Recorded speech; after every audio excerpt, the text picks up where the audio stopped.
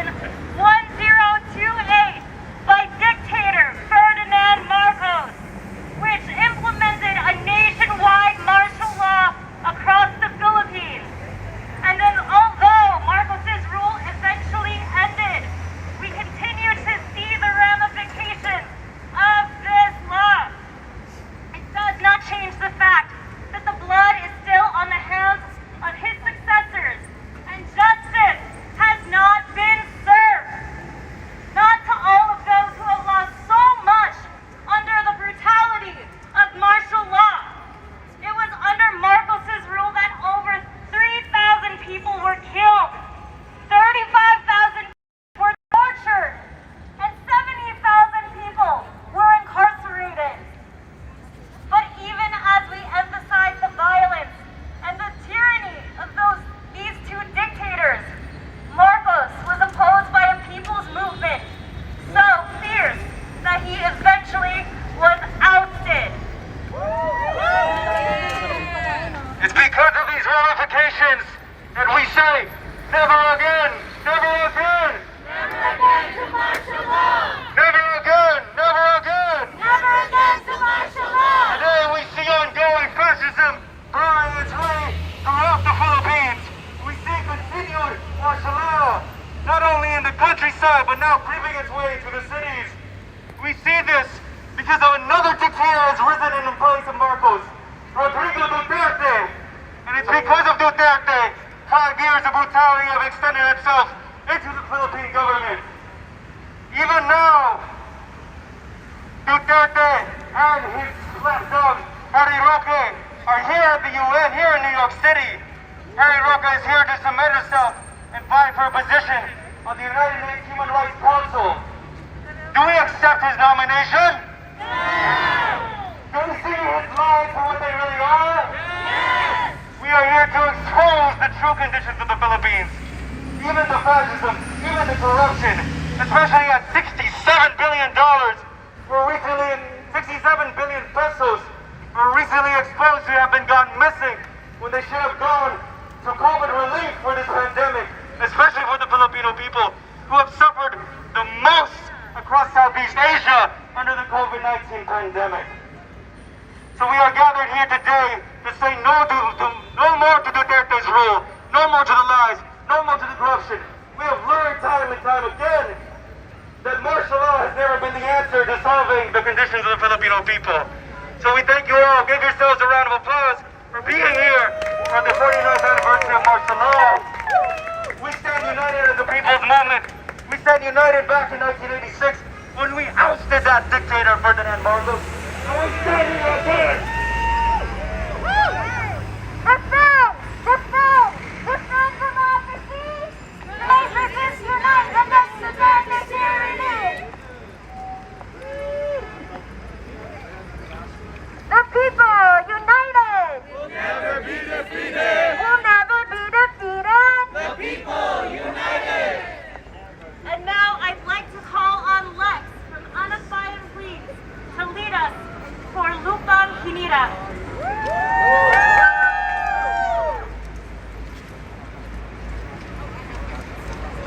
Kayang magil, halatang silanganan, halab ng puso, sa dibdib mo'y buhay. Lupang hinirang, tuyan na lang magiting, sa manlulupi, di ka pasisigil, sa dagat at bundok, sa simoy at sa langit magmamahal. Mahirap ang tula at awit sa paglayang minamahal. Ang kisap ng watawat mo'y tagumpay na naniningin. Ang bituing at hanggang at ay di matigiling. Napanag-aral ng lahat ipasita, kawalang isang piling mo. Aming ligaya na pag may mga api, ang namatay lang dahil sa'yo.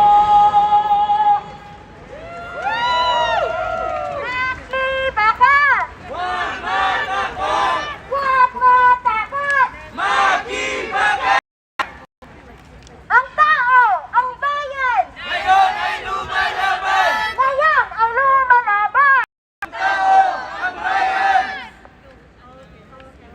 very much, Lex. I'd now like to call on another member of Anak Bayan. Anak Bayan being a national democratic mass organization of the Philippines dedicated to fighting for the rights and the welfare, especially of the Filipino youth and students of the nation. Please welcome up Jessa from Anak Bayan.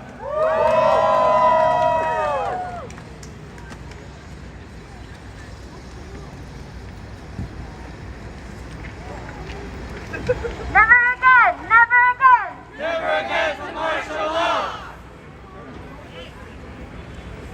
Good afternoon, everyone! Hello!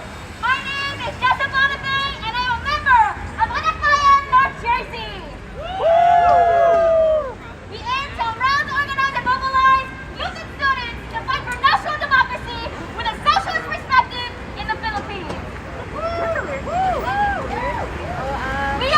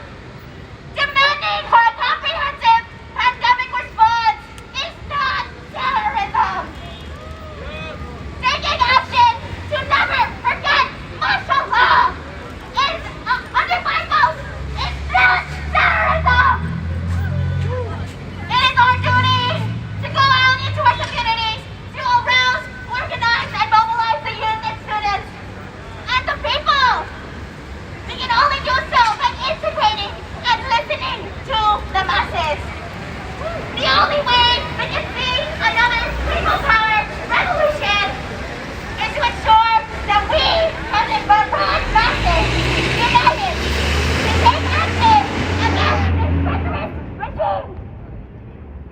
We must topple the puppet regime that is being backed by the U.S. similar to Marcos, and help build the socialist society that will truly serve the people.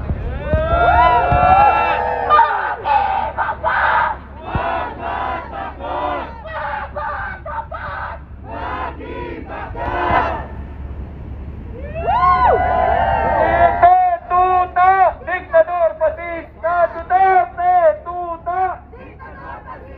Duterte tuta!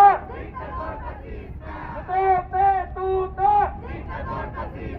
Never again! Never again! Never again to martial law! Never again! Never again! Never again to martial law! Never again! Never again! Never again to martial law! Never again! Never again! Never again to martial law! Thank you, Jessa. And our next speaker is Momo from Gabriella, New York. Gabriella, New York is a women-run organization seeking equity for not just here women of New York, but internationally.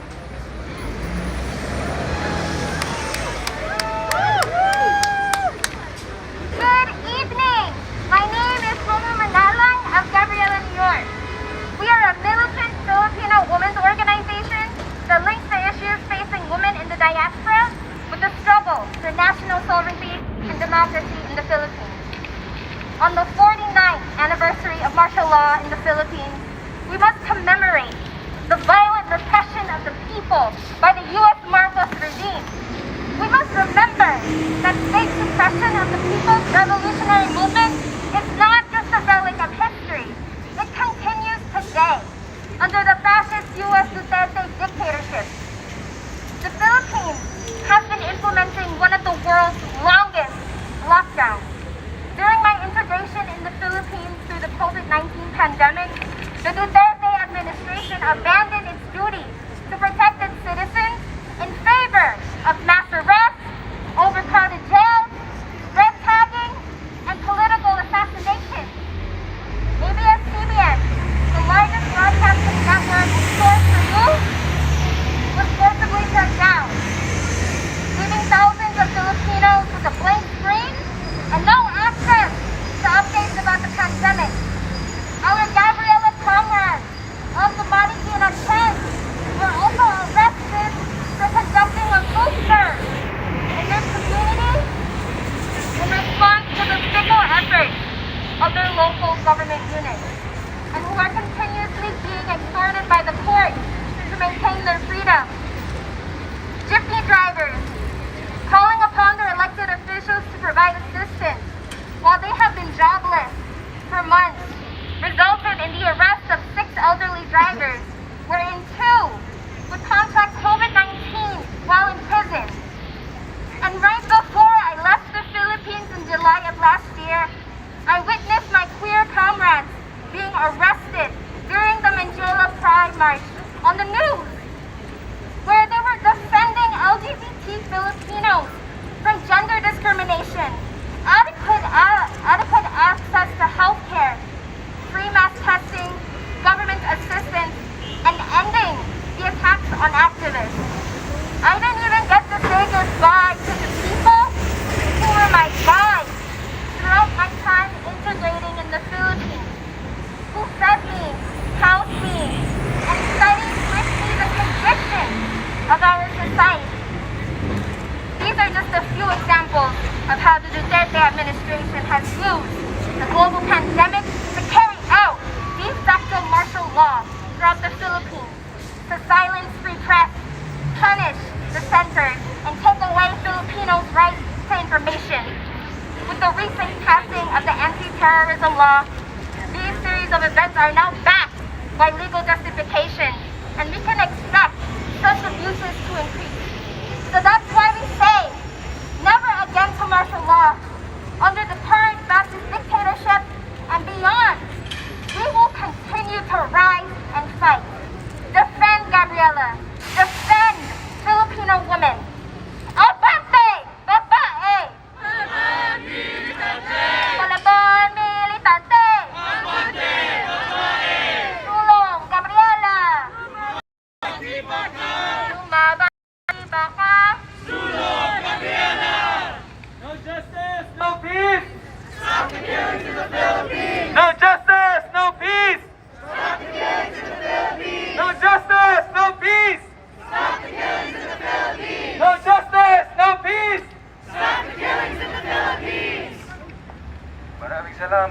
everyone for coming here today again. I'd just like to explain for those who are just passing by, those who are just arriving, we are here to commemorate the 49th anniversary of the proclamation of martial law in the Philippines. So thank you again to all of our speakers. Sprinkled in between our programs today, we'll also have cultural. So for our first cultural, I'd like to invite up Maria R. from Gabriela, New York.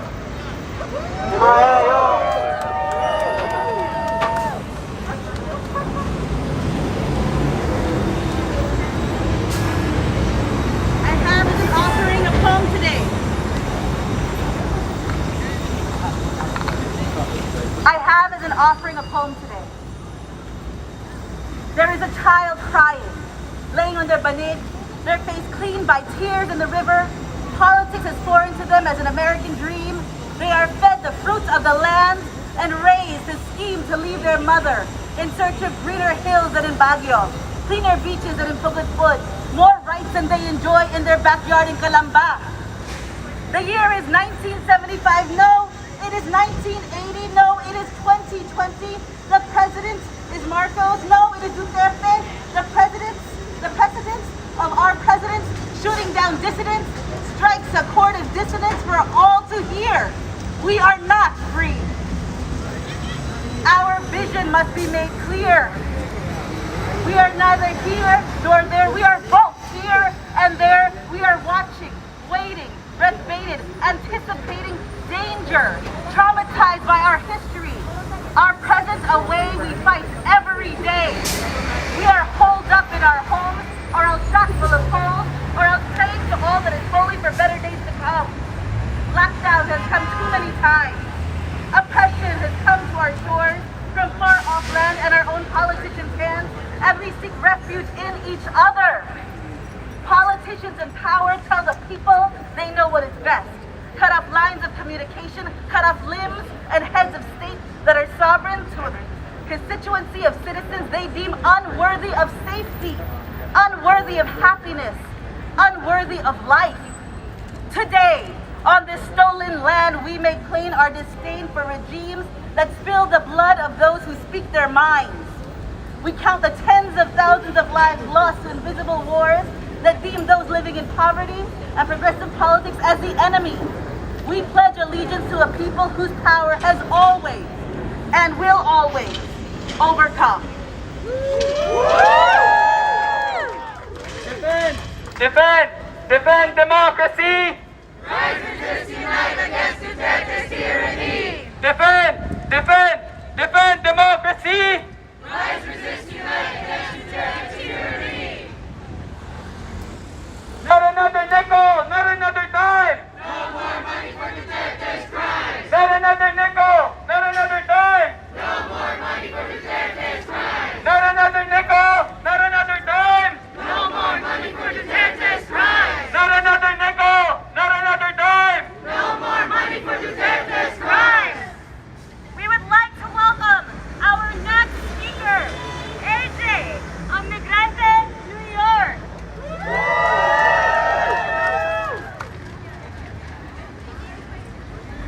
Magandang gabi mga kababayan! Uri mang gagawa! Upang mapagpalaya! Upang mapagpalaya! Uri mang gagawa! Mga kababayan, sobrang lala na po ang kondisyon sa ating bayan. Marami na ang namatay dahil sa pandemya, dahil sa kakulangan ng serbisyong medikal. Marami na din ang pinaslang dahil lamang sa hindi pagsang-ayon sa mga nakaupo sa Malacanang.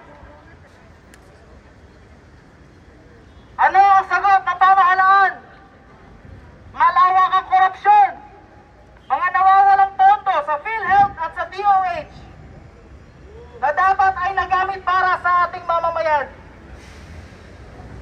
Gutom na ang ating mga kababayan. Gutom na gutom, hirap na.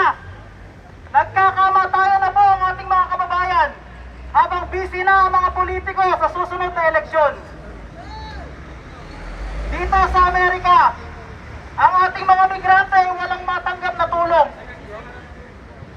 Ang ating mga migrante ay napipilitang kumayod ng doble para lamang makapagpadala ng pera sa kanilang mga naghihirap na pamilya sa gitna ng pandemya.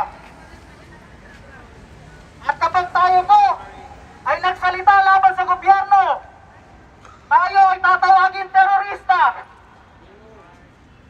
Kahit ngayon, pagkatapos ng pagtitipon na ito, ay malamang tawagin tayong terorista. Pero ang pinaka-importanteng tanong, sino ba talaga ang tunay na terorista? Sino ba ang tunay na terorista? Sino ba ang nagpapahirap sa ating mga kababayan? Sino nga ba ang patuloy na pumapaslang sa may hirap ang mga magsasaka? Sino nga ba ang patuloy na nagnanakaw sa kaban ng bayan para sa sariling kapakanan habang nagugutom at naghihikahos ang ating mga kababayan? Sila ang tunay na terorista!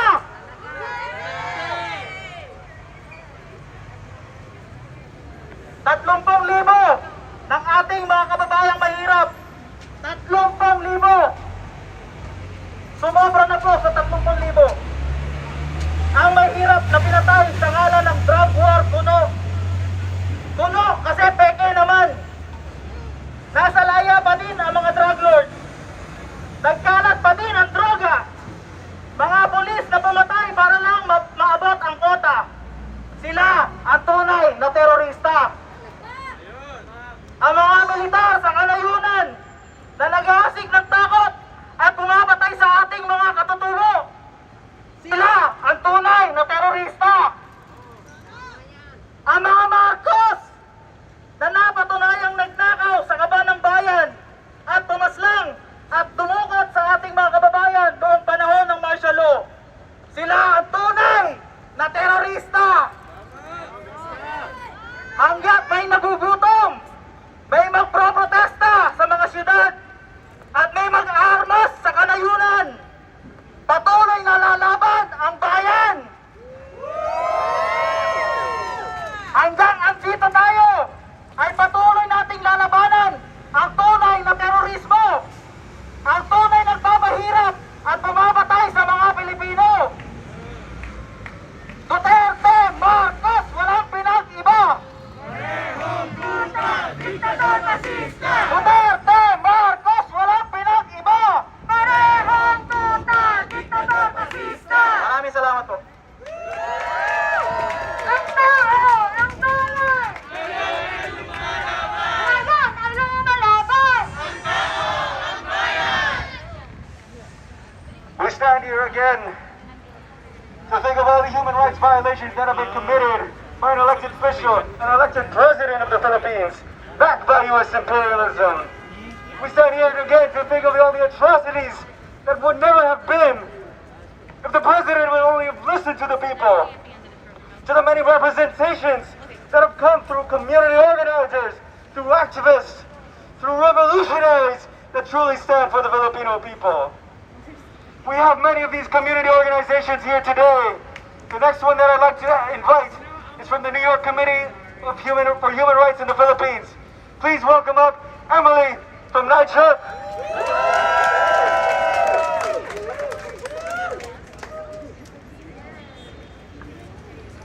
Hello everyone, my name is Emily Whalen and I am with the New York Committee for Human Rights in the Philippines. We are a grassroots organization that educates, organizes, and mobilizes in solidarity with the Filipino people. We are here today in solidarity with the people in the Philippines who are mourning the 49th anniversary of martial law, declared by the late dictator President Ferdinand Marcos on September 21st in 1972. We are here to say, never again to martial law. Nitrup's very existence is the result of the violent murder of Lily Hilao, one of the first detainees to die under martial law. Her sister, Marie Hilao Enriquez, was on a speaking tour in 2004 to the United States and suggested to form a human rights organization in New York. Since its founding, NITRP has continued to fight for human rights in the Philippines. While we say never again to martial law, we as NITRP continue to echo the Filipino people's demands to hold the Duterte regime accountable. Under Duterte, the Filipino people have had to endure the ongoing injustices and ineptitudes of an administration that doesn't put its people first. They've dealt with the mismanagement of public health care funds, a militarized response to the COVID-19 crisis, and the red tagging and killings of activists and human rights defenders. In the past month, two well-loved human rights lawyers by the names of Rex Fernandez and Juan Macabar were extrajudicially killed. Please repeat after me. Justice for Attorney Rex. Justice for Attorney Rex! Justice for Attorney Juan. Justice for Attorney Juan! While the Philippines feels half a world away, we as the Solidarity allies know that one of the best things we can do is to hold our own government accountable. Yes! The U.S. government is complicit in these human rights violations and killings committed in the Philippines. Since 2016, the United States has provided $550 billion in military aid to the Duterte dictatorship. And tonight, Trump would like to commend Representative Susan Wild for introducing the Philippine Human Rights Act into Congress. Here in the state of New York, I call on all of you to call your representatives and pressure them to co-sponsor the Philippine Human Rights Act, cutting military aid to the Philippines until justice is done. Just this morning, the New York for Philippine Human Rights Act Coalition had a meeting with Representative Gregory Meeks, who is the chair of the House of the Foreign Affairs Committee. While the meeting did not end with his co-sponsor, we acknowledge that there is more work to do and that passing the Philippine Human Rights Act will take our collective effort in order to pass. Representative Meeks, if you're listening, I urge you to stand with the Filipino people and end U.S. military aid to the Philippines. To all the people walking around or listening to my speech, I want you to know that you do not need to be Filipino to be in solidarity with the Philippines. We all have a role to play in fighting for just and lasting peace. A victory in the Philippines would mean a victory for all national liberation movements.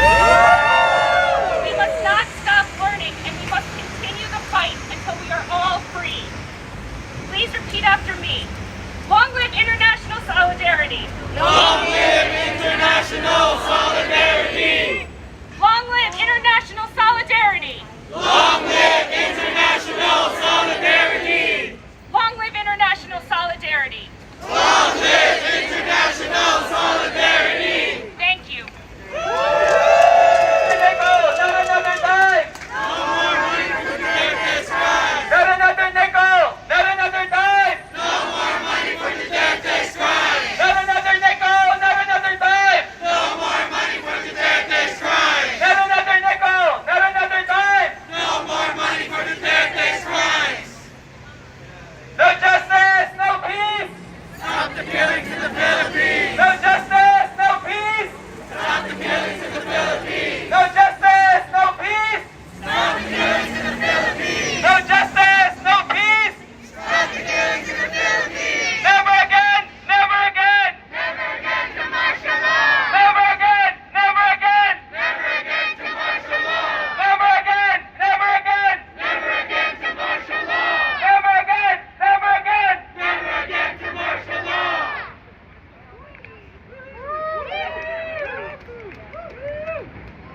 And now we'd like to call on Momo of Gabriela, New York, and their choir to sing Di Niyo Ba Naririnig?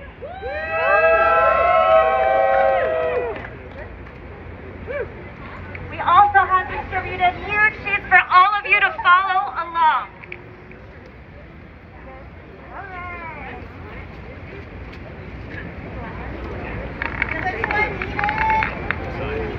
So this is to the tune of, do you hear the people sing from Les Miserables? But it's in Tagalog, so... I know we're so fancy.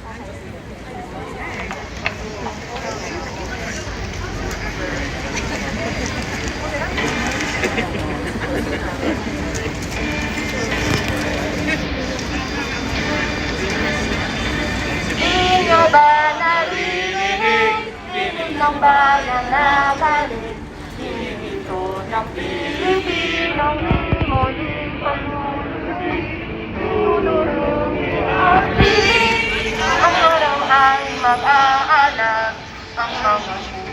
ng hindi ay magliliyab. Ikaw ba'y makikibaka at hindi maluluwag? Nagisingin ang mga panatibong pelikula.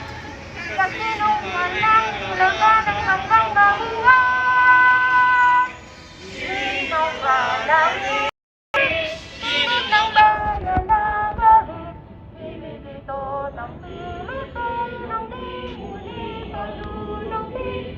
Dudurugin ang dilim, ang araw ay mag-aalam. Ang mga pusong nagtitiyan ng bitiyan.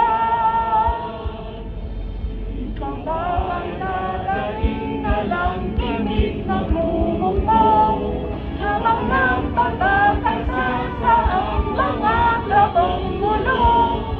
Isingin ang puso balitin hanggang pumutong. Sino ba naririnig? Sino ba nananalig? Ito ng Pilipino, di muli malulupit. Dudurugin ang dilim, ang araw ay mag-aalam. Ang mga pusong nagtiti ay magliliyab. Di ba naririnig? Tinig ng bayan na balik. Tinig ito ng Pilipinong di muli palulungin. Dudurugin ang dilim, ang araw ay mag-aalam. Ang mga pusong nagtiti ay magliliyab.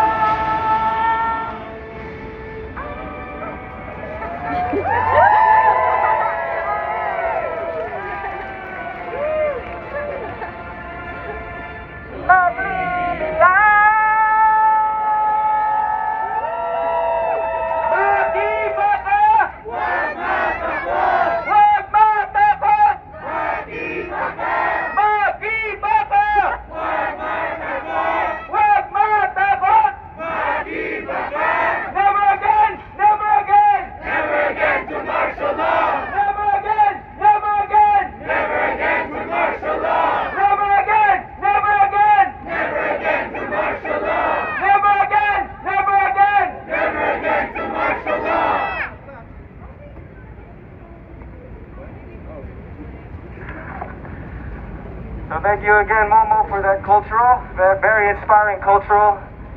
We now continue with our program.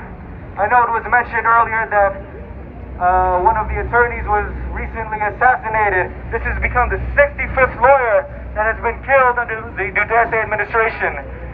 Many lawyers, many environmentalists, many human rights activists, many indigenous leaders, many student organizers find themselves in the position of having to defend and speak for their rights, speak for their people, speak for their communities. We see so today that the international community, even here across New York, is still strong. And so I'd like to invite up from the National Lawyers Guild International Committee and the New York Community Action Project. Please welcome Colin.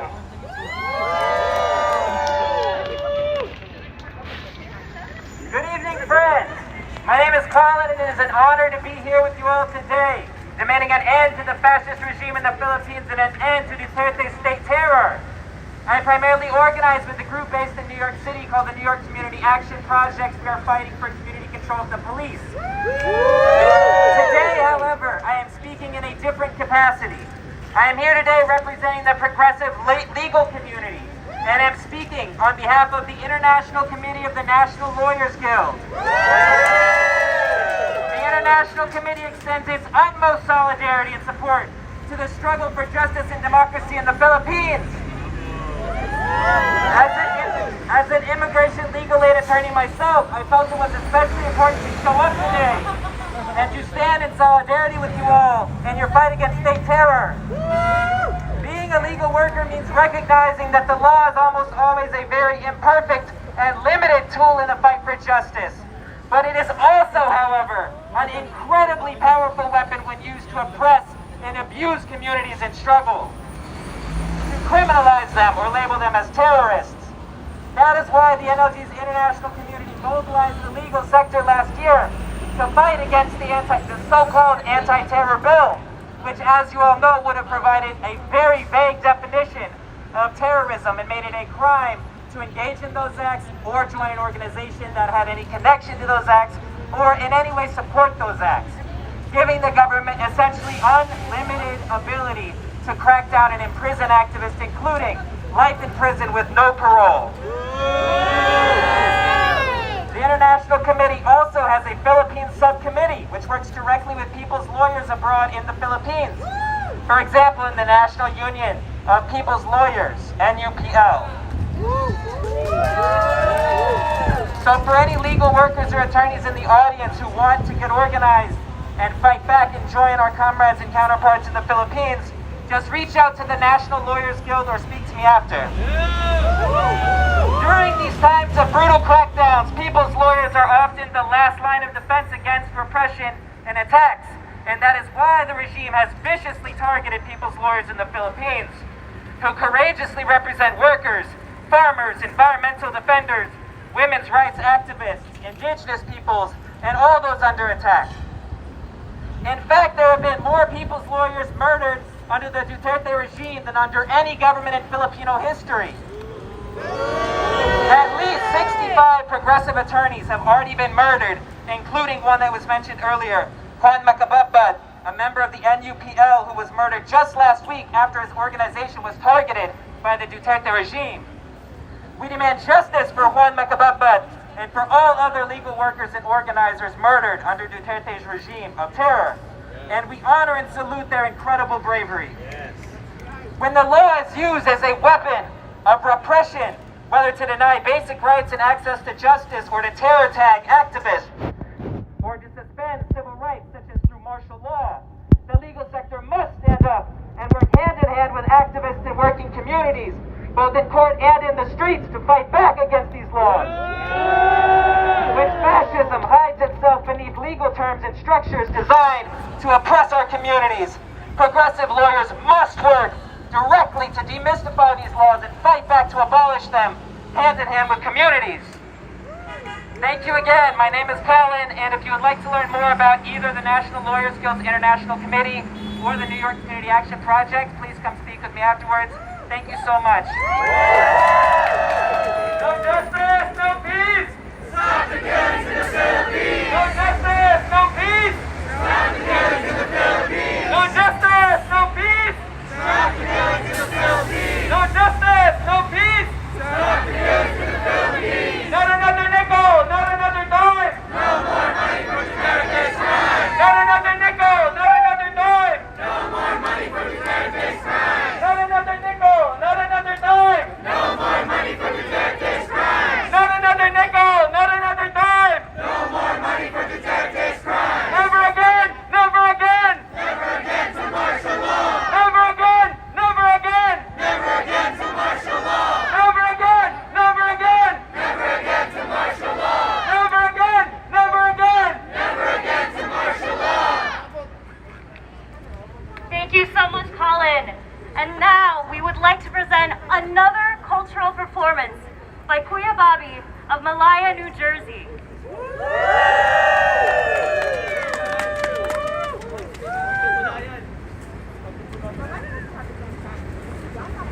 Marcos Duterte, walang pinag-iba! Parehong duda, diktador fascista! Marcos Duterte, walang pinag-iba! Parehong duda, diktador fascista! Marcos Duterte, walang pinag-iba! Parehong duda, diktador fascista! Marcos Duterte, walang pinag-iba! Parehong duda, diktador fascista! Hello, magandang gabi sa lahat. Good evening. I'm going to share a poem written by Father Amado Picardia. Before I do that, a little bit of introduction about Father Amado Picardia. Father Amado Picardia is a Redemptorist priest. He was imprisoned September 21st, 1973. He was tortured, and then in April 15, 1974, he was released. After his release, one of his assignments, he continued his work in working with the masses, with the people. He went to Davao as a pirate priest, and there he witnessed the extrajudicial killings. He documented all these killings, and then he submitted his written documentation to the ICC. That Duterte was so angry that he wanted him dead. So the title of his poem is A Prisoner's Song.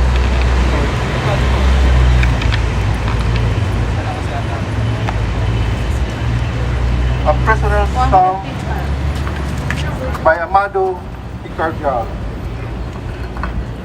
From this dark and damp cell, I cry out to you,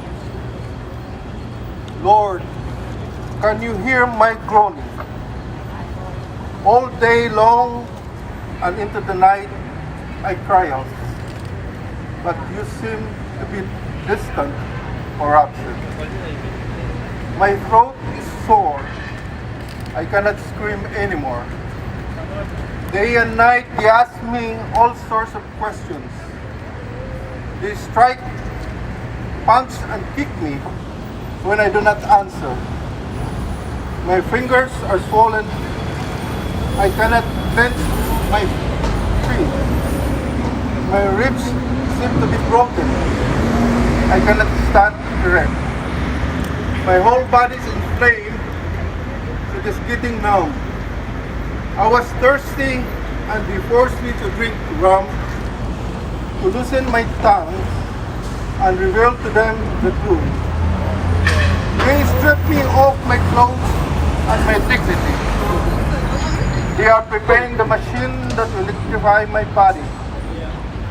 And now I dread the sound of footsteps and the opening of the door.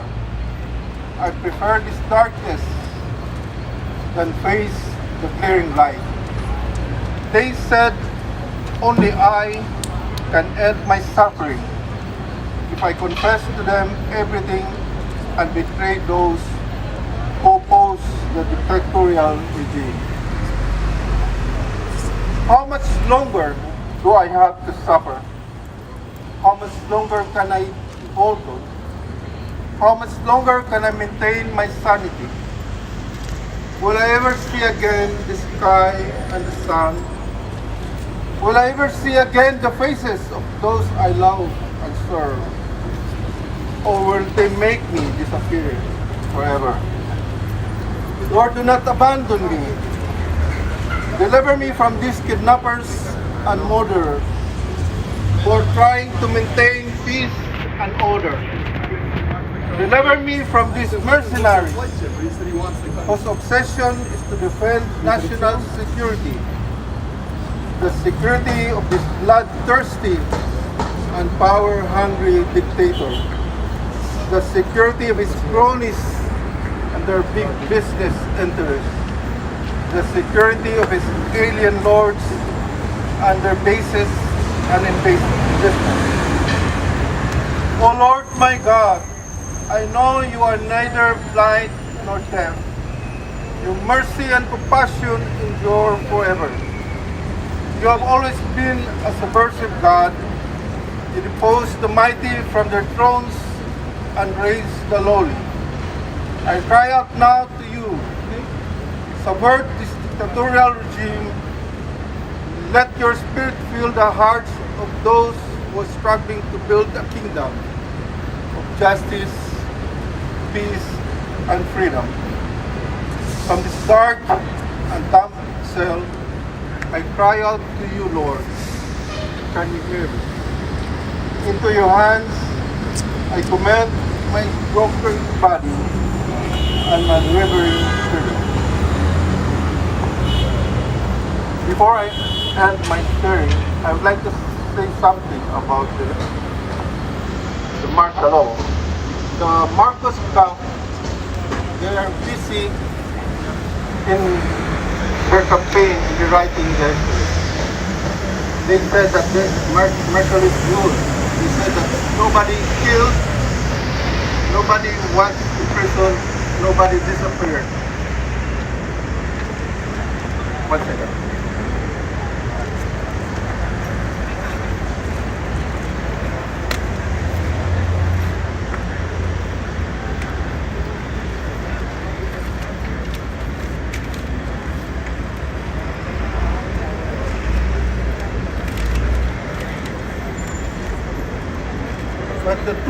But the truth is, there were 3,557 killed, 35,000 tortured, and 70,000 incarcerated. And this book on Marcos Marciano, written by Raisa Robles, it tells all what happened during the martial law, those who disappeared, those who were imprisoned, those who were tortured, those who were killed. Never again to martial law. Never again to martial law. Never again to martial law. Never again to martial law. Never again to martial law. Never again to martial law. Never again to martial law. Marcos Duterte, walang pinag-iba. Parehong tuta, diktador fascista. Marcos Duterte, walang pinag-iba. Parehong tuta, diktador fascista. Marcos Duterte, walang pinag-iba. Parehong tuta, diktador fascista. Tama na! Sobra na! House Duterte now! Tama na! Sobra na! House Duterte now. Tama na! Sobra na! House Duterte now. Tama na! Sobra na! House Duterte now. Let's give it up yourselves in New York City. We're loud and proud out here. We're loud and proud out here for this movement for democracy in the Philippines. In the past few years, as Duterte has taken his brutality to the newest levels, a mass movement has been growing across the United States, across the Philippines, across the world. And we see it especially in the growing Malaya movement. Malaya means free. This is a movement for democracy in the Philippines. This is a movement against dictatorship in the Philippines. So for our next speaker, I'd like to introduce from the New York chapter of the Malaya movement. Please welcome up Tia. Demokrasya! Hindi diktadura!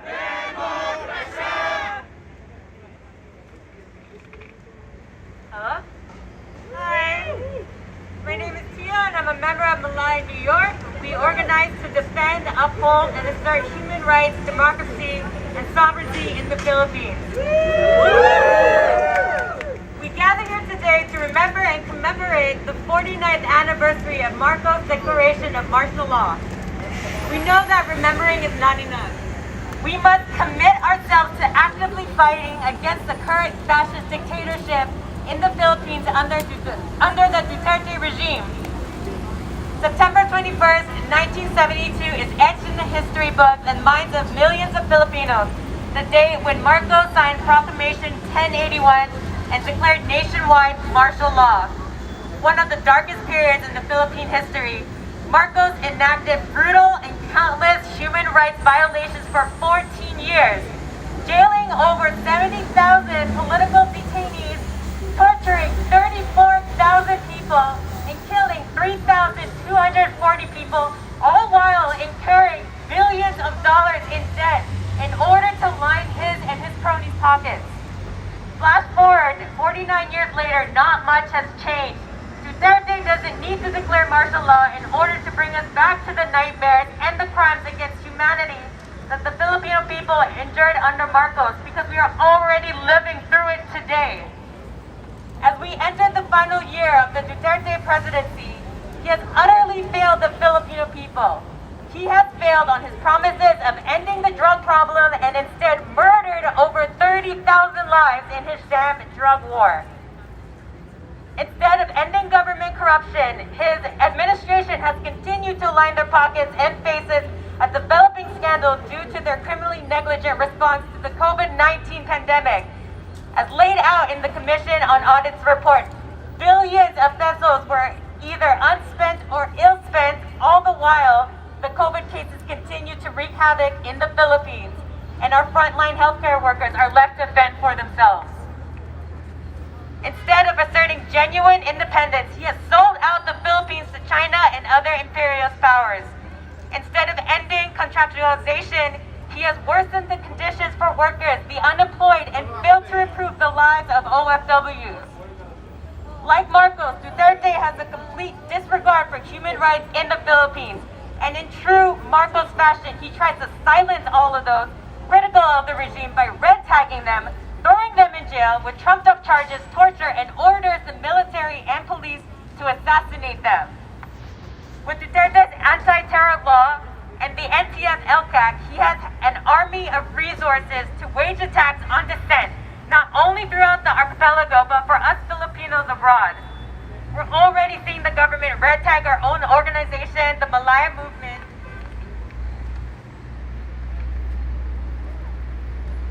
and other progressive organizations like many here today. Junk the anti-terror law and to abolish the NTF-LCAC. Yes. So today, as we continue to remember, we honor all those murdered by the Marcos regime. Liliosa Hilao, Iman Lacaba, Henry Romero, Juan Escandor, Bonji Jimenez, Luis Mijares, Lorena Barros.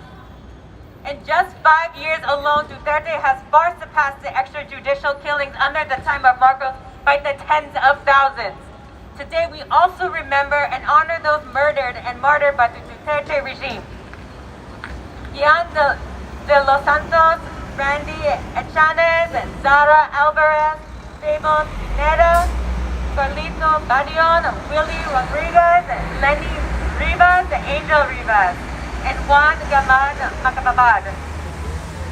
As the May 2022 elections approach, Duterte is desperately clinging to power by running for vice president, but this cannot become a reality. We must go beyond remembering and commit to organizing our communities, strengthening our alliances and solidarity, and using every avenue possible to end the fascist Duterte regime. We must demand justice, and Duterte must be held accountable for his crimes against the people. Justice for all victims of Marcos and Duterte. No justice, no peace. Stop the killings in the Philippines! Maki Baka! Buhat Matakot! Maraming salamat.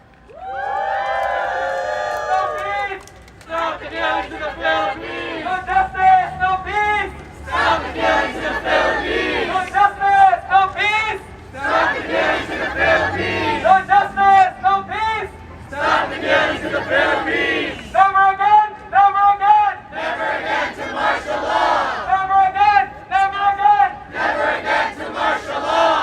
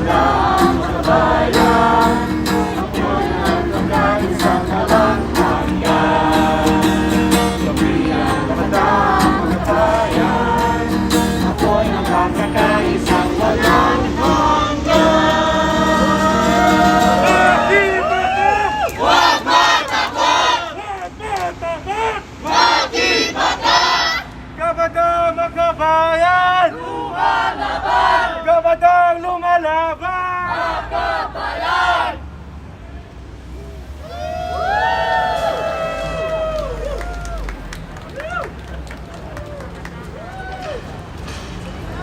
Makibaga! Huwag matakot! Huwag matakot! Makibaga! Makibaga! Huwag matakot! Huwag matakot! Makibaga!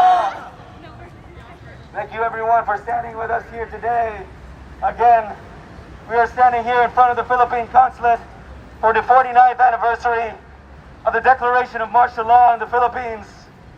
It does not stop here today as we near the end of our program, as we near the end of our last cultural. We'd like for us to all continue to go out and become one with the community organizations, one with the overall communities, especially if we are thousands of miles away from our home. Before I welcome up our next speaker, I'd like to just say that we have one more cultural, and then we'll take a group photo, and we must all disperse. Before we take up the next culture, I'd like to also invite our next speaker up. From Bayan, USA Northeast, please welcome up Mike Legaspi.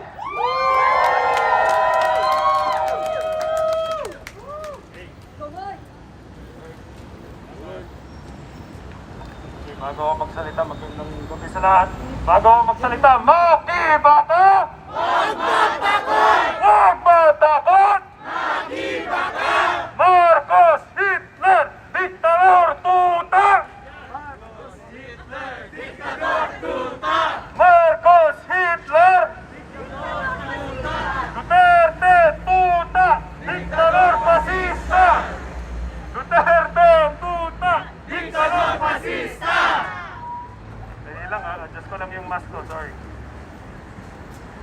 Okay, isang mainit at taas kamaong pagbati sa lahat ng nakikibaka laban sa pasistang diktadorya. My name is Mike from Bayan, USA Northeast, and we are all here today to commemorate the 49th anniversary of Ferdinand Marcos's martial law declaration.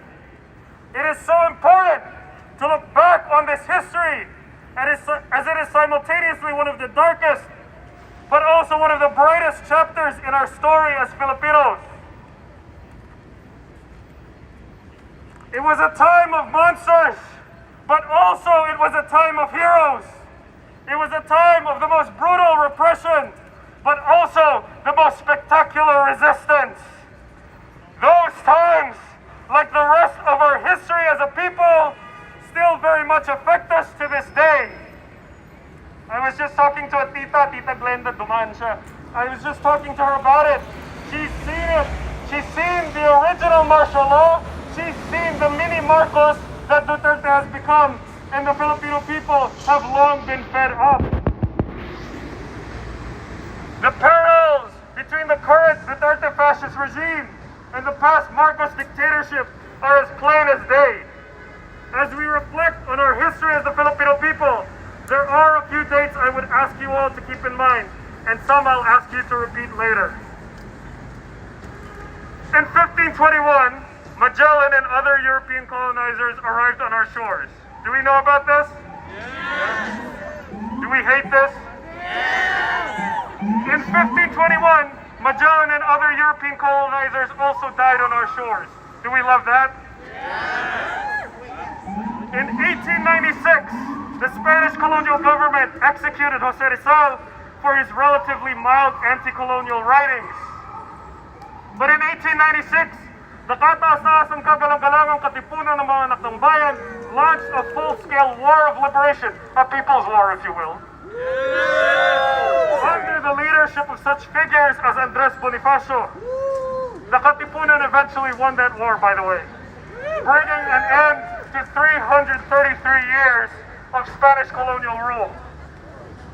2 more years that I would ask you to remember, and I'll ask you to repeat it just right now first. 1986, can we say it together? 1986.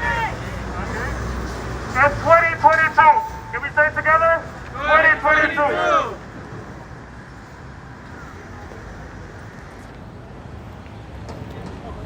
having a really hard time with my mask. These dates and more were all precursors to the current national democratic struggle going on in the Philippines. Our current resistance to the fascist and neo-colonial rule is part of this continuum, the unfinished revolution of 1896. It is little wonder that the Duterte fascist regime, like its role model Marcos, is doing everything in its power to vilify, demonize, terrorize, and even kill activists fighting for national sovereignty and genuine democracy in the Philippines. Under Duterte, more than 32,000 impoverished Filipinos were murdered by state forces in the brutal drug war. Meanwhile, his allies and cronies, who are known drug lords, are free to walk. Under Duterte, about 500,000 of our Moro siblings in Mindanao have been displaced and forced off of their ancestral lands, especially when Mindanao was put under martial law. Under Duterte, hundreds, if not thousands of political activists have been threatened, jailed, killed, disappeared, tortured for daring to challenge the Duterte government's legitimacy. Many of them were our friends and comrades in the struggle for liberation.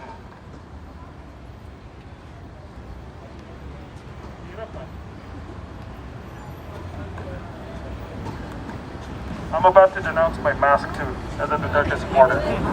Under Marcos, the story was pretty much the same. The difference is that Duterte took 5 years, whereas Marcos took 14 years to commit all these atrocities. Will we stand for that? No! Will we fight back? Yes! Are we gonna win? Yes! Many of those fallen in the era of Duterte were national democratic activists seeking only to build the Philippines free from foreign domination, especially from Washington, D.C. and Beijing. Many of them aspired for a genuinely democratic Philippines, wherein the workers who build the country can actually afford the homes they build, and the farmers who feed the country don't have to worry about their next meals. Many of them, however, forced by poverty and brutality, took to the mountains, bearing arms just like our Katipunan ancestors, to fight the dictatorships, fascist running dogs, toe-to-toe. Like dragons unleashed, they dared to scale the heights, and their sacrifice is what moves mountains today and topples dictatorships. Can we give them the highest salute? For us, especially overseas Filipinos, it is important to continue to agitate, organize, and mobilize our people wherever we are. We must raise the banner of national democracy, educate ourselves and our people on the ongoing struggle for liberation. Let us not allow the history of martial law to be swept under the rug. Otherwise, we risk more repetitions like Duterte in the future. Let Duterte be the last of this Marcosian nightmare in our people's history. Let resistance shatter the Marcos and Duterte legacy into a million pieces to be swept into the dustbin of history where they belong.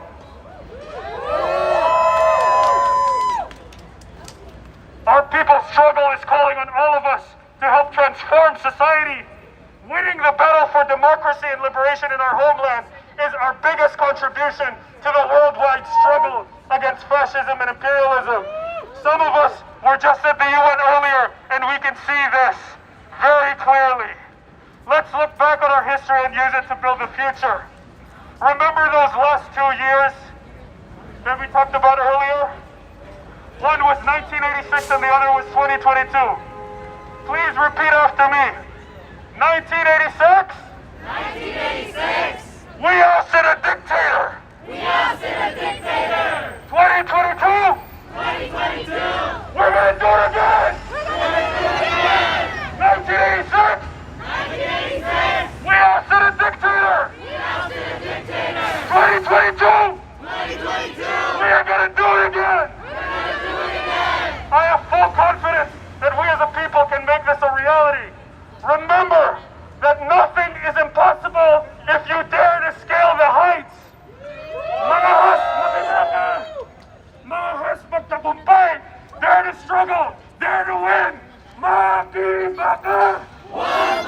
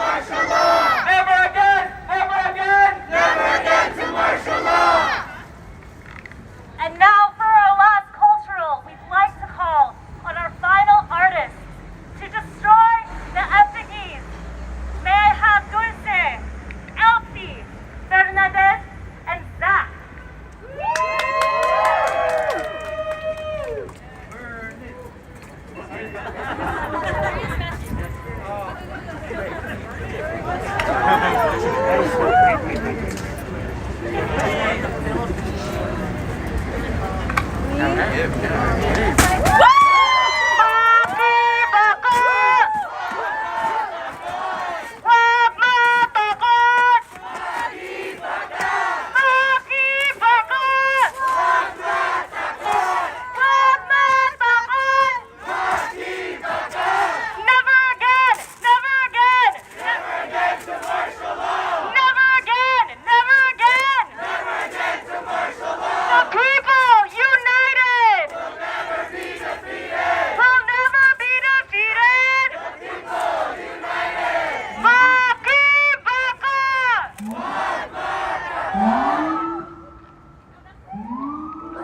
give it up for our last Consulate.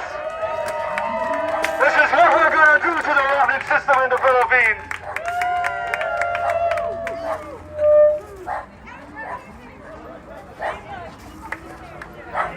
This concludes our program for today's martial law anniversary event.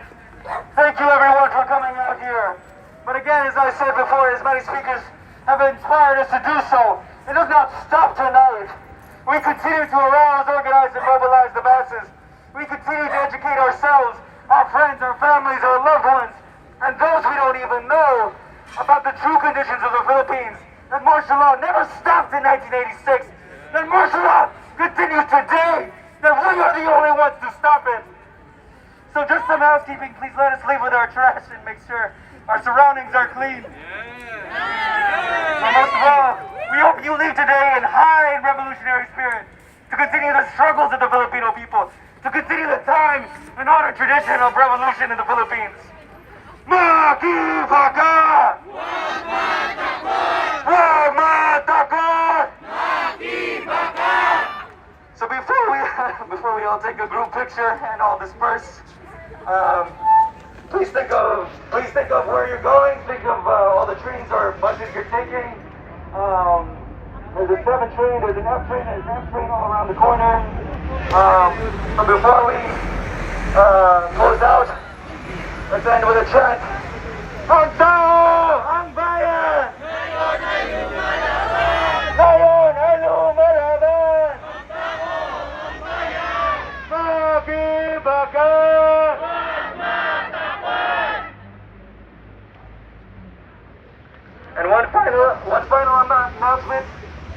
We just received word that there's been a national call for on October 18th, the passage and the call for the PHRA for the Philippine Human Rights Act. We are calling for this shit to be passed. Please call and contact your local community organizations, the International Coalition for Human Rights in the Philippines, Malaya Movement, and Kabataan Alliance, and also the local coalition New York for PHRA. Let's get this passed. Maraming salamat po. Let's all take a picture.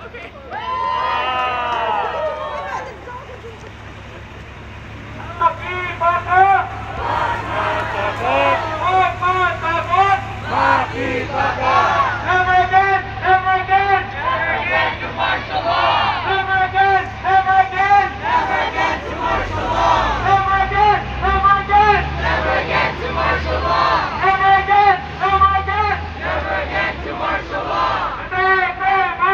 Walang pinag-iba! Parehong tuta! Diktator fascista! Opos Duterte! Walang pinag-iba! Parehong tuta! Diktator fascista! Opos Duterte! Walang pinag-iba! Parehong tuta! Diktator fascista! Sobra na! House Duterte now! Tama na! Sobra na! House Duterte now! Tama na! Sobra na! House Duterte now! Tama na! Sobra na! House Duterte now! Ang tao! Ang bayan! Ngayon ay lumalaban! Ngayon ay lumalaban! Ang tao! Ang bayan! Ang tao! Ang bayan! Ngayon ay lumalaban! Ngayon ay lumalaban! Ang tao! Ang bayan! Alright guys, so that was the protest that's in front of, I don't know if you can hear me, so hopefully. So that was the protest that's in front of the Filipino Consulate. They are, on today is the 50th anniversary of when martial law was implemented in the Philippines under President Marcos.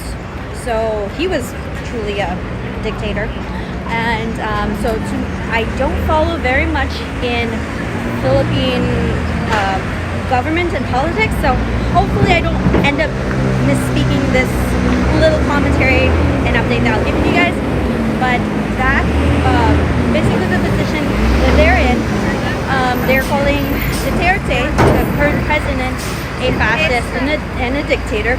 And so with the tongue-in-cheek humor, I do call Duterte a wannabe dictator, in the sense of, so Duterte actually was the mayor of my mother's hometown.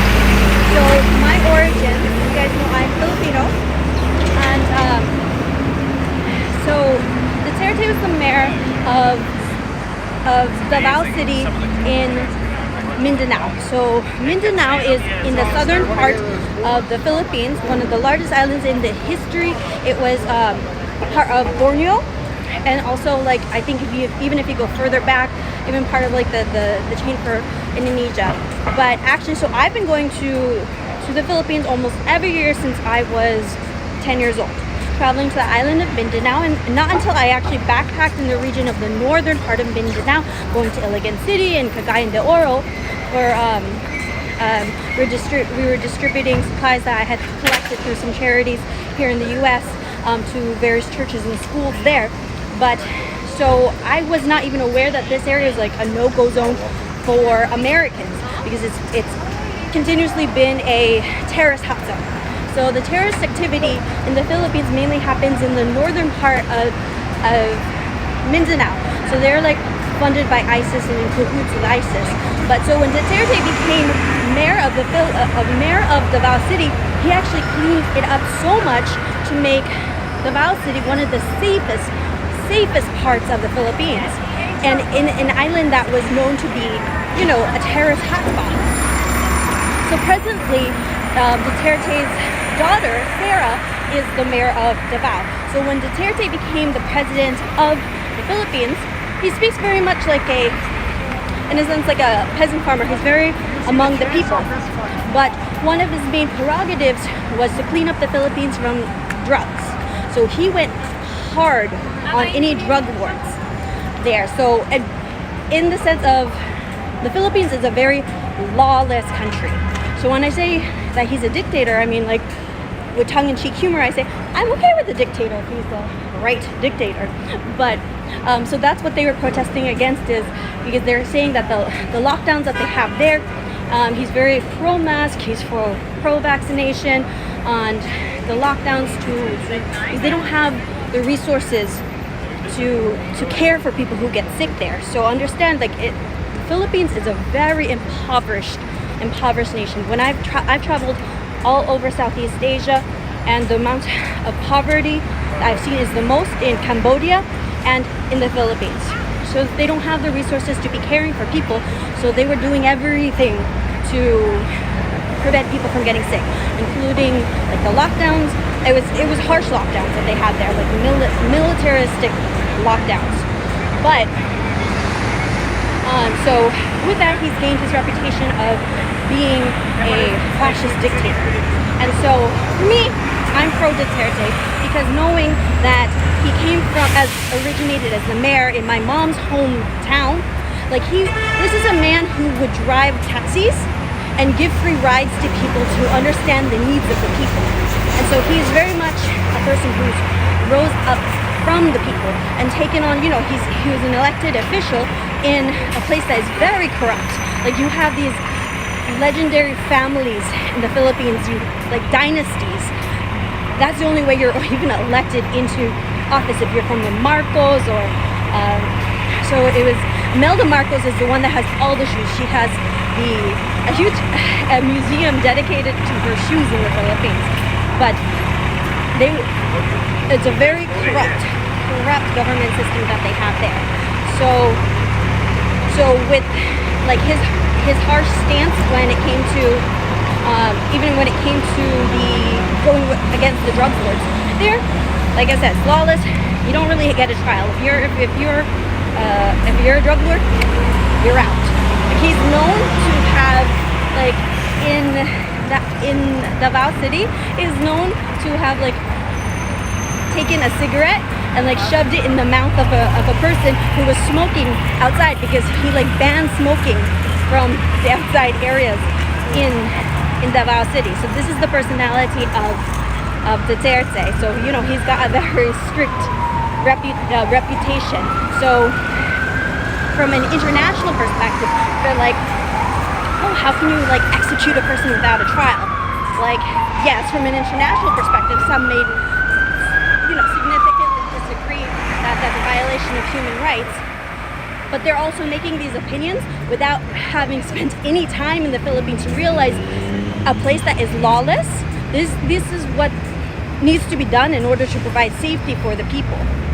So that was, like, you can hear the elements. Like, I came across that protest and everything. As you can see, I'm just filming straight off my camera right now.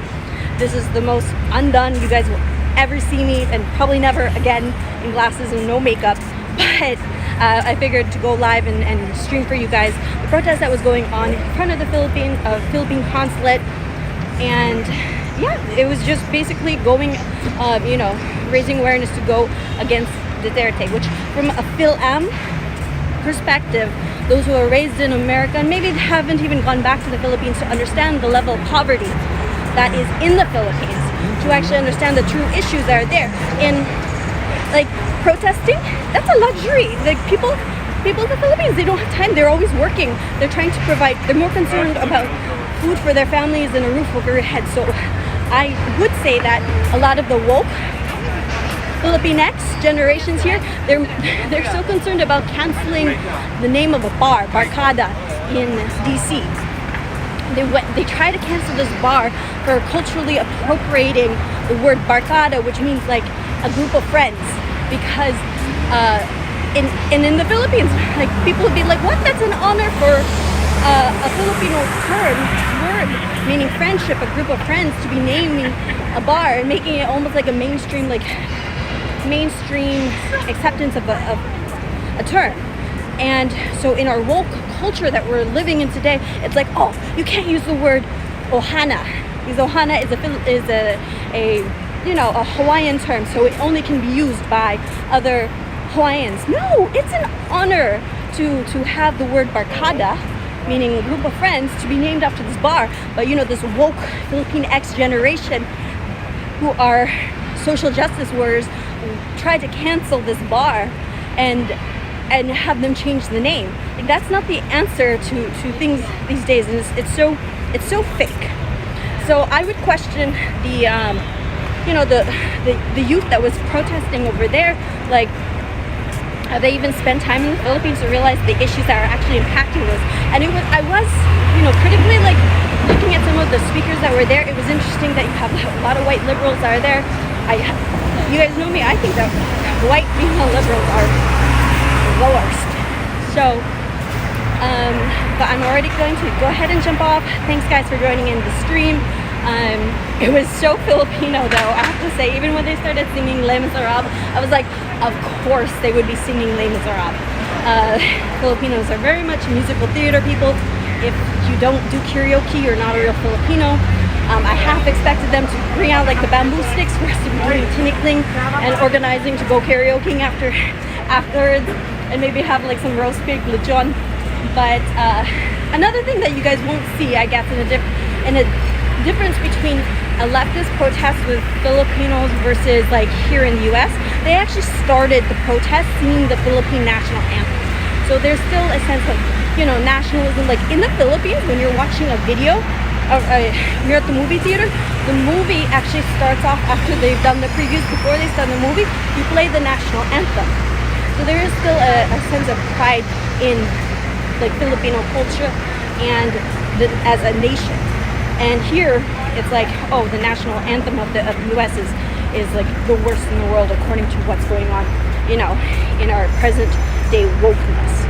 But yeah, so those are some like differences that you would see between a leftist like Filipino protest versus like an American leftist protest. But I thought it was interesting. Let me know in the comments what you guys think. I am heading to, actually, my dad and I are heading over to London tomorrow. London and then London to Warsaw. So we are starting our journey to Europe tomorrow, and you guys have a good night.